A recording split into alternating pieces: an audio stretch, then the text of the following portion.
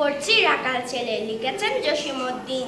রাকাল ছেলে বাড়ি ফিরে যাও, বাঁকা গায়ের পথি বেয়ে কোথায় চলে যাও।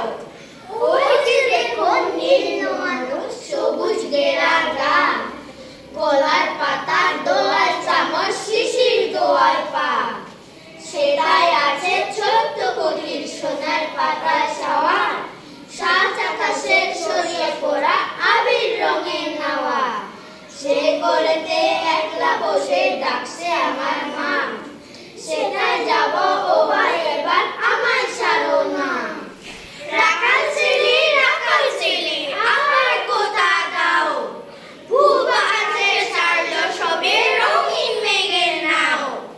ঘুম হতে আজ জেগে দেখি শিশির জোড়া ঘাসে, সারা রাতের স্বপ্ন আমার নিচের রোদে হাসে। আমার সাথে করতে খেলা প্রভাত খাওয়া বাই, সর্ষে ফুলের পাপড়ি নারী ডাকছে মোরে তাই। চলতে পথে মতন সুতি জড়িয়ে ঢাকান পা, বলছে দেখে ধারি রাকাল একটু গেলে যা, সারা মাঠের ডাক এসেছে খেলতে হবে বা।